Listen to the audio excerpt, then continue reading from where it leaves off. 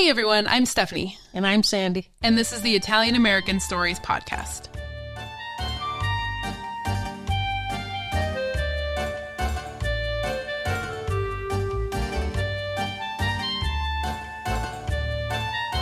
Okay, well, we are back for part 3 of the family and life of Esther Albano. Yeah, the finale. The finale, yes. This one's crazy. And Mom, she has not actually read this third part yet. So I'm just going to be just like you guys. Just like you guys, just hearing it all for the first time. I'm ready. Yeah, and like I said in the last episode, I think it was the last episode, I think this one, I just think is crazy, this last event that happens with Esther. So yeah, because the past ones were very crazy. So this is going to be fun. This is going to be fun. Yes, it's full of twists and turns. And all right, so we left off with Esther married Mike Pepitone. And they owned a grocery store just like her parents. They had the grocery store on the bottom floor. They lived on the upper floor. Peter, which was Mike's father, shot and killed the neighbor Paul. So that kind of created a lot of drama. Peter was sentenced to prison, but then he was released 5 years later, basically caused some problem between Peter and Paul's families. But things kind of settled down. And then in 1919, Mike was murdered in the bed while him and Esther were sleeping. It was kind of thought to be tied to the Axman. They kind of suspected Esther at first. But the main leading theory for the police, I think, was that it was a revenge kill because of Paul. Yeah. So then we kind of went through the victims of the Axman and talked about how we can understand why citizens and the police were trying to connect Mike's death to the Axman. And like we said, Mike is listed in a lot of places as being the last victim of the Axman. I feel like there should be an asterisk there. I think I said that last time too. Yeah. You know, like, well, maybe there's some connections, but there's a lot of things that don't add up. So let's dive into part 3. Understandably, after Mike's death, Esther needed a fresh start. You know, look back at her family's trajectory. I mean, there's been Josephine, her mother, was accused of killing that man. Well, she did kill that man. Then her husband's father killed somebody. Then her husband is killed. And so I understand Esther here. She's probably like, oh, okay, I need to reevaluate. Get away. I need to get away. Yes. And so about a year and a half later, after Mike died, she took her 5 kids and she moved to Los Angeles. So she is going very far away to get a fresh start. I'd say so, yeah. Her connection to Los Angeles was a man named Angelo Albano. Now, she is not blood related to this Angelo Albano. Because if you remember, Esther's maiden name is Albano also. Oh, okay. Yes. Yeah, I wouldn't have remembered that. Yeah, yep. So too much going on. Oh, I know. There's way too many names.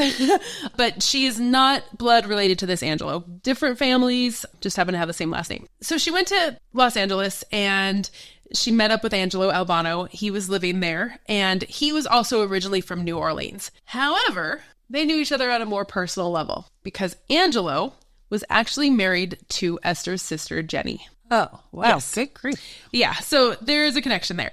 Angelo and Jenny, they married. They had 2 children together. I did see some places where it was 5 children, but I know for sure that they had a boy and a girl together. Sadly, though, Jenny and the daughter passed away during the Spanish flu. I know for sure that the daughter passed away from the flu in June of 1918. And I'm not 100% sure how Jenny passed away, but she passed away only a few short months after her daughter did. So she passed away in October of 1918. I would bet money that she probably also passed away from the Spanish flu. I'm sure. Yeah. I mean, it was right in the middle of that. And so Angelo, just like Esther, after his daughter and his wife passed away, thought, I need a fresh start. And he moved to Los Angeles. So that's how Esther and Angelo are connected. And so I saw a couple of different stories about this. I saw where Angelo convinced Esther to move to California. Like, hey, this has been great for me. I needed a fresh start. Why don't you come out and move to California? I also saw that she was out there visiting and attending a wedding of a friend and ran into Angelo. I don't know how the newspapers come up with like 2 totally different stories. Like, they don't even have a connection. Yeah. So I understand the first one. That's what I was just going to say. Her brother-in-law. And her nephew. Her nephew. Yeah. I was just going to say, if I had to bet money, I would bet that they just kind of kept in contact. And so she says, you know what? You're right. I need a fresh start. She packs up her kids. She moves to California. And in September of 1921, Esther and Angelo married. Yeah, well, I guess that makes sense. I mean, I can see it. They, they're both widowed. They both have children. They know each other. They know each other. And so Angelo, he And what year? Sorry. Oh, no, that's okay. This is 1921. What year did he move? He moved in 1919. And she moved in when? 1921. Oh, so they married immediately. Yeah, so she moved. I thought maybe she moved. Oh, no. No, she moved in January of 1921, and by September they were married. Oh, okay. So a few months, yeah. So Angelo, he owned a few properties in California. He bought like a block of buildings almost, and he rented out rooms, apartments, and he also ran a small grocery store. That's a big theme in this, / saloon. However, I think that it was mainly a saloon, because later on he leaves to go to a grocery store. So I think that it was mainly a saloon. And Angelo, he actually had a business partner that he knew from New Orleans who also moved out to California. And this business partner was Joseph Mumey. And him and Joseph, they bought a lot of those buildings together. But they were not getting along. And a couple of weeks before Esther moved to California, Angelo broke all ties with Joseph. And Joseph, he's an interesting guy. He was a pharmacist by day, but he had quite the criminal record. In New Orleans, he threw a bomb into a local grocery store because the owners owed him money. Yeah, wow. So he was... Is this guy Italian? This guy's Italian, yes. He went by numerous names. I'm not even going to list all the names because there's like 10 different names. And there was rumors that he had ties to the Black Hand / Mafia. Sounds like it. Yeah, exactly. A bomb? A bomb, yeah. He was a pharmacist by day, but he had all of these other side businesses going on. And, you know, this person owes me money and this person owes me money. So, and Angelo, he'd actually gotten arrested a couple of times with Joseph. I think it was more of a, wrong place, wrong time. And I'm hanging out with Joseph and I got arrested because of his criminal activities. Oh, okay. And that was kind of what broke Angelo, because after the second arrest, Angelo was like, I'm done with you. I moved out here for a fresh start in California. You're nothing but trouble. But this breaking up didn't sit well with Joseph. He held a grudge against Angelo and felt that Angelo owed him money. Yeah, I'm sure one didn't buy the other one out with enough for however they had it. Exactly. A business situation. Yeah, didn't split the buildings up fair or whatever. But it kind of seemed to die down a little bit. Nothing really crazy happened. And things seemed to be going pretty well for Esther and Angelo. Angelo had a really nice home that they all lived in. And like I said, things just seemed to be going really well. But like everything else in this story, tragedy strikes again. Oh boy. And this is bizarre. So according to Esther, on October 27th, 1921, Angelo just disappeared. And I'll get into his disappearance in a second, but let's talk about that date. Mike, Esther's first husband, was killed on October 27th, 1919. And now 2 years later, exactly 2 years later, Angelo, Esther's second husband, walks out the door and vanishes. Well, that's very bizarre, right? Yes, very bizarre. And they just were married in September. They were just married in September. So this is a month and maybe a week later. That's strange for the date. Okay. So bizarre, right? This is going to be good. So a few days after Angelo disappeared, Esther called the authorities to report him missing. It comes out later in reports that Esther was kind of scared to report him missing because she wasn't sure if the Black Hand was involved or not.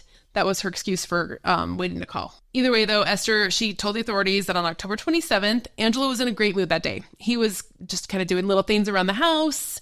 And she said he was so happy that he was humming and whistling. That's how she described him. A little later on that morning, or maybe into the afternoon, Angelo decided that he wanted to go to the grocery store. And so he kissed Esther goodbye on the hand and headed out to go to the grocery store. And that was the last time she ever saw him. He never came home. Wow. Yeah. You know, when the police are talking with Esther, they asked her like, well, do you think Angelo did something to himself? Maybe committed suicide, something like that. And she insisted that he would not have killed himself. She said that they were financially stable. They were happy. The one theory that she did offer up at this time, though, was, and I'm just going to quote what she says. She says, his mind may have failed him. She said that he had been suffering lately from lumbago. Yeah, I didn't know what Mom's looking at me like, what? I've never heard of that. I didn't either. So when I Googled lumbago, it's basically just lower back pain. And I would have bet like $100 that it had something to do with mental. Exactly. The like dementia or loss of memory, something like that. But maybe Esther was insinuating that his pain was so bad he lost his mind. I don't know. But if you ever hear somebody say, I'm suffering from lumbago, it's back pain, lower back pain. So, but by November 1st, the police were starting to lose hope that they would ever find Angelo. Apparently, they couldn't find any clue as to what happened to him. They did have a few witnesses that came forward. They said that they saw Angelo, out in the town. They said they saw him go to the bank, and then they saw him at the market. On that same day? On October 27th. But they couldn't find, that was it. There was no we saw him talking to these people or he got in a car with this they just saw him shopping at the market and going to the bank. The police kind of told Esther, hey, we're at a loss. We don't know what to do. So Esther took it upon herself and she started doing her own investigation. And she started with questioning Joseph Mumey, the ex-business partner. Right. And so... my brain went there too. Oh, for sure. There's already a conflict. You would think that she would tell the police that they were in a little feud. And approached Joseph on the street one day. Oh, boy. I know. And she asked him if he knew what happened to Angelo. And apparently, Joseph didn't realize that Esther was Angelo's wife. He probably never met her. He probably had no idea what she looked like because they had already cut ties, went their own ways before Esther even got to California. Oh, that's right. Okay. So, yeah, because apparently Joseph looked at her and said, quote, "Yes, Albano has a big house and plenty of money. He's being held for some of that money. His wife will be asked for it after things quiet down." Wow. So now this is according to Esther, is literally saying, yeah, I know what happened to him. And here's what's going to happen. Crazy. But he didn't even really know who she was. No, I know. But he offers all that information. He just offers all this information to a complete stranger.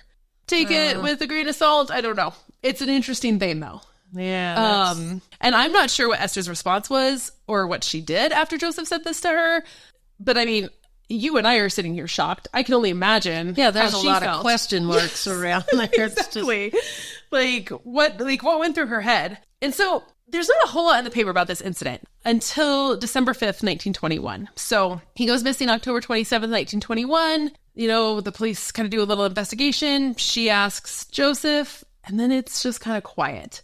But on December 5th, 1921, around noon, Esther heard a knock on her door. And so when she opened the door, she saw Joseph standing there. Uh-oh. I know. And Joseph apparently placed his hand on his hip, kind of indicating that he had a gun there. And he demanded that Esther give him all her jewelry and $500, which today would be $8,800. He also stuck his foot in the door, not allowing Esther to close the door. So if we think back to what Joseph told Esther, right, he said his wife will be approached for money or whatever. Right. So this is kind of adding up a little bit. You wouldn't think it would be him. Right, I know. Yes, if he's got he can't send somebody to do that. Right. Yeah. And I also wonder, and this wasn't said in the paper or anything, but when Esther opened the door, did he recognize her? Oh, that was that woman I talked to on the street the other day. It doesn't add up, right? I can't get that through. It's who said he didn't know her? Esther did. Esther told the police, I don't think he knew me because he freely told me that. Weird, that right? just doesn't... It doesn't add up. Right. It's weird. And, you have to remember, too, I'm getting a lot of this information from newspapers. So, right. The reporters could have took a lot of freedom with how they reported that. Right. It's hard to say. So, yeah, because that's pretty brave to tell her that and then be the same person that goes to the house and ask for the ransom. Exactly. Yeah, it's very odd. Esther said, okay, I'll go get the money. And apparently Joseph said, I'll wait outside because he just stood in the door and let Esther go. Esther went to her bedroom to get the money and the jewelry, but instead of grabbing the jewelry and money, she grabbed a .38 caliber revolver. Here we go. And it's thank goodness he didn't go with her, but I'm surprised he didn't. And maybe he was worried about is there another man in the house or something, maybe. I don't know, but it's kind of odd. So anyways, she leaves her bedroom, and as she's approaching the front door, she pulled out the gun and fired at Joseph. And her first shot missed him, which gave him a little bit of time to try to pull out his own gun. But before he got his gun out, Esther fired again, killing him instantly. Wow. Yeah. And so he's not even in the house. And so he collapses right there on her front porch on the steps. And then Esther walks over to him and she emptied the rest of the revolver into him. Just like her mother. Wow. Yes. But Esther took it a step further than her mom. She then went back into her house and got a second .38 revolver and emptied that one into him as well. Whoa.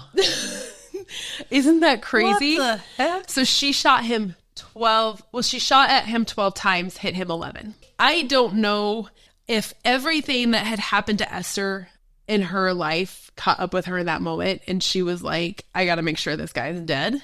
Obviously something happened here, because she went back and got a second gun and emptied it again in him. 11 shots. And her second shot, so the first shot missed him, the second shot killed him instantly. I'm almost speechless. I know. I'm just so crazy. So Esther, he left himself so open. None of it's really making... It doesn't make sense. Like, the fact that he let her go into the house. Right. Because... And he's threatening her. And thank goodness he didn't do this, but you think he would have, like, pulled out his gun and said, walk to the bedroom, give me the jewelry. Right. And kept the gun on her the whole time. Like I said, the only reason I could think he didn't go in was maybe he didn't know what he was walking into. Maybe he feared that there were other men in the house. I don't know. But like you said, he left himself wide open. And for her to shoot two guns. He must have been twitching or something. Who knows? Because something caused her to go back and get that second gun. Anyways, though, after the 12 shots, Esther ran to the grocery store. Again, the grocery store just keeps popping up in all these stories. And apparently this grocery store was pretty near her home. And she asked the grocer to call the police. And so once the police showed up, they started investigating the crime scene. And after seeing how many bullets were in Joseph, they arrested Esther immediately and took her to the station, which I can see their point there. Yeah, that's like, you went back for the second gun? The second gun. But while they were arresting Esther, her only concern was for her kids. And I guess she kept yelling out at the police, just protect my kids, protect them from the Black Hand. So she kept saying that over and over. Because Esther, again, she believed that Joseph was part of the Black Hand. And you talked about the Black Hand in episode 1, I think. Yeah, exactly. Right. Like, they're kind of, like, those connections keep going back to that. And I try to take that, I can see where they're going with this. But I also worry that at this time, the newspaper reporters, the police were almost like stereotyping the Italians, like, oh, it's got to be Black Hand. They're all Italians. They're Black Hand. Right. The reporters are like, oh, they're Italians. It's got to be Black Hand.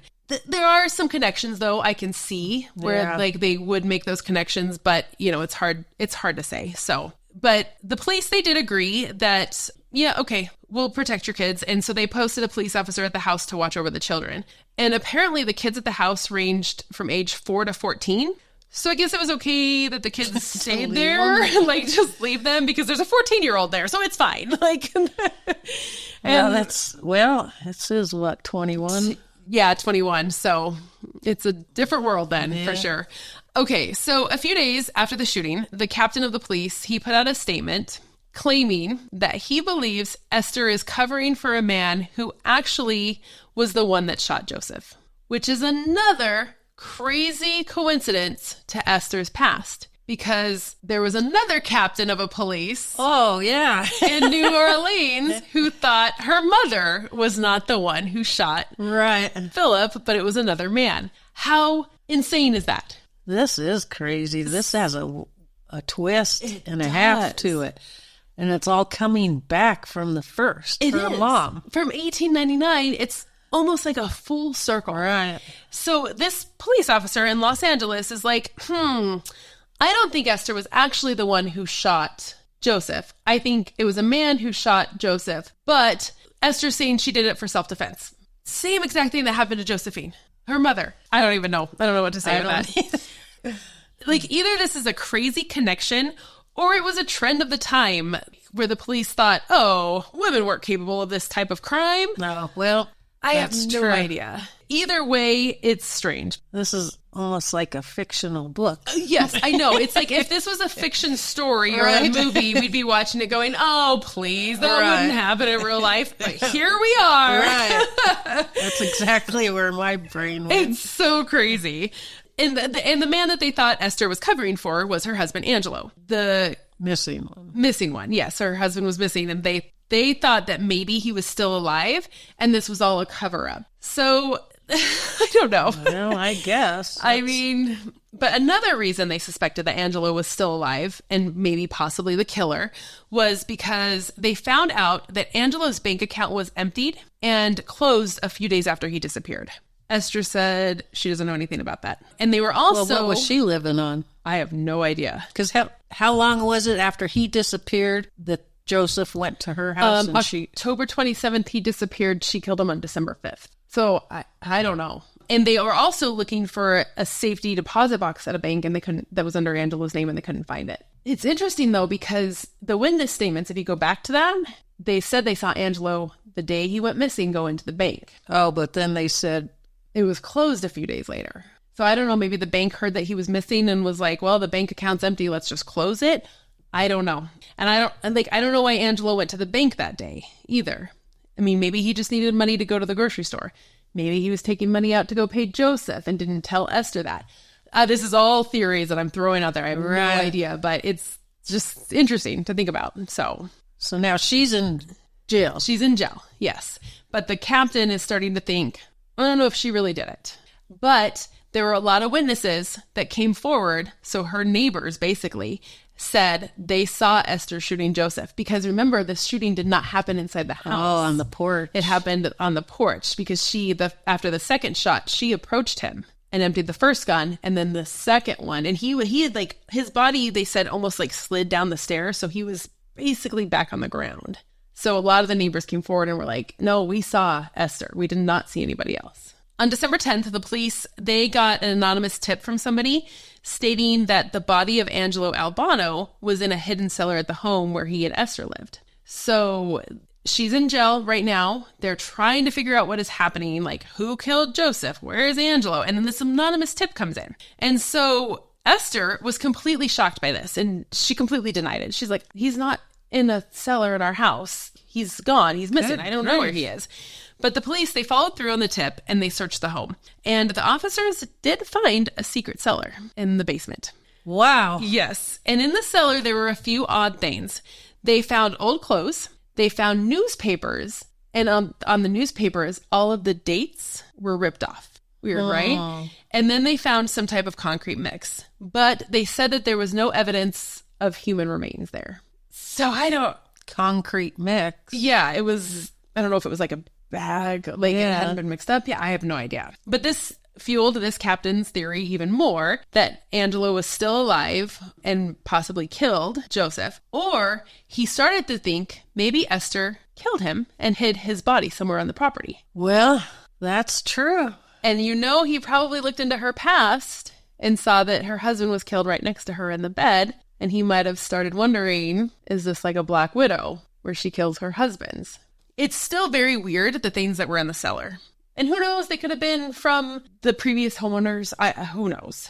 But yeah, so he had the whole basement dug out, no signs of Angelo. And so Esther is, she just keeps claiming that she believes Joseph killed Angelo the day that he left. Joseph found him, killed him, buried him somewhere. Now, she throws out something very interesting to the police officers in California. She also is starting to claim that she thinks Joseph also killed her first husband, Mike, because Joseph is also from New Orleans. Whoa. Yes. And so she says that she thinks Joseph killed Mike, and after he killed Mike, he fled to California so he wouldn't be busted for the killing. She doesn't really give a reason why, other than she keeps going back to he's part of the Black Hand. So she's kind of thinking, was he hired by Paul's family to kill Mike? And he used that bolt and nut. And then after that, fled to California. And then he got mixed up with Angelo, who he also knew from New Orleans. Well, that kind of makes sense. And interestingly, the New Orleans Police Department kind of agreed with her. So she's in California, but the New Orleans Police Department heard about the murder of Joseph. And they started contemplating that maybe Joseph was the man that killed Mike. But they took it a step further and said, maybe Joseph was actually the Axman. Whoa. Yes. Because Mike was the last, quote unquote, victim of the Axman. And then nothing else happened. And then Joseph, right around that same time, left New Orleans and went to California. So the New Orleans Police Department is like, maybe there's a connection there. And another reason they started wondering if he was the Axman was when he was killed and they took his body to the morgue or whatever, and they were going through his personal belongings, they found a little black book. And in this black book was over 1,000 names of Italians. And those names and addresses, and those addresses were New Orleans, California, Chicago, kind of spread all over. But what would make him stop? Well, he fled to California. Who knows if he did more killings along the way. Yeah, but the killings in New Orleans completely stopped. It's just a theory. Yeah, that's because he didn't use an axe on Mike. He didn't use an axe on Mike. So maybe Esther's right. And he didn't kill her. And he didn't kill her. So maybe Esther's right. Maybe Joseph was the one that killed Mike. And then he thought, you know what? I better get out of here. I better go. That doesn't mean he was the Axman, though. Right. Not saying he's not, but yeah, there's just a lot of Mike's murder that doesn't add up to the Axman. Yeah. Unless it was a different type of a killing for Joseph. It was more of a personal killing for Joseph. Maybe he was the Axman. I don't know. But the New Orleans Police Department is kind of like, maybe there's a lead here. Yeah, because it abruptly stopped. Yes, it abruptly stopped. Wow. And so this is nuts, huh? And so this gave a little notoriety to Esther, and she kind of became known as the woman who may have killed the Axman. And you would think if the Axeman's still out there, yeah, that would have made him mad, and he would have came back. That's saying, true. I'm back. Yes, because you think about that letter he wrote. It's full of like narcissism and like, look at me, I'm the one that does it.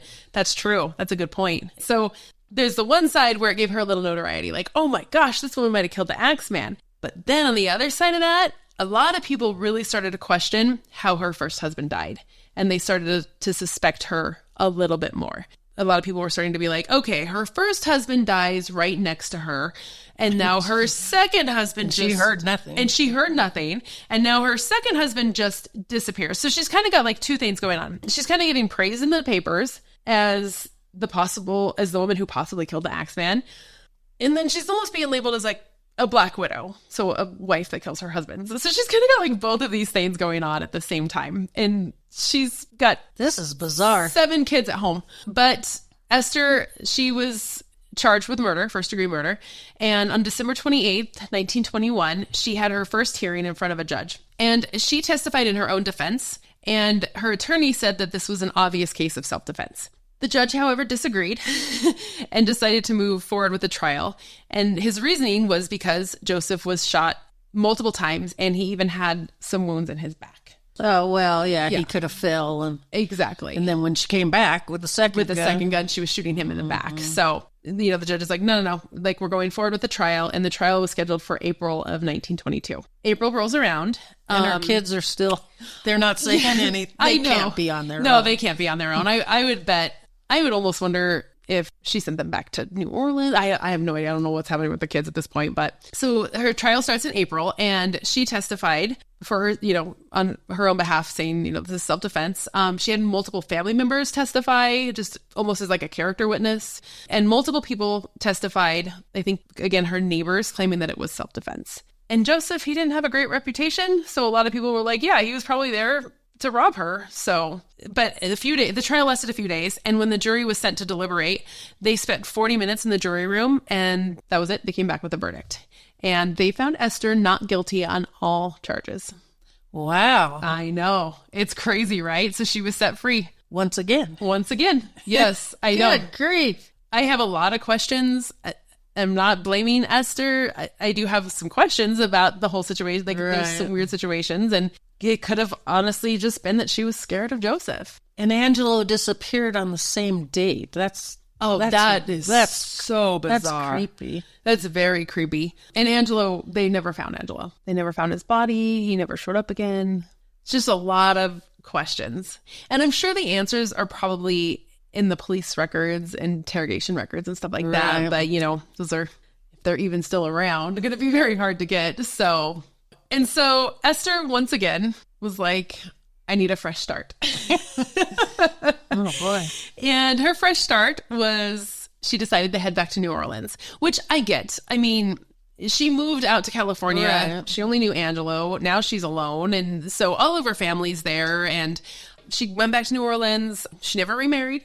Yes. No, I'm sure everybody stayed away from her. Probably. I'm not going to be husband number I'm three. not married number. I'm not. That could be number 3. And so after this, life truly seemed to be calm for Esther, at least from what I could tell. I couldn't find anything else on her in the newspapers. And the Axman, as of then, hadn't.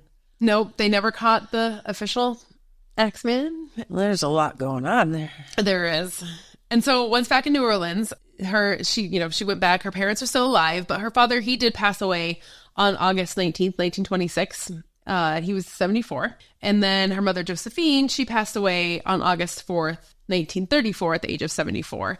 And it's just crazy to think that her parents were still alive and witnessed all of this. They had their own tragedy 4 years after, into living in America. And then they saw their daughter go through almost the exact same thing. The exact same thing. Can you imagine what her mother, Josephine, was thinking? I mean, and her father too, of course, but the connection and the similarities between her and Josephine, it's just... Well, you were right. This was a crazy... This one... Twisted.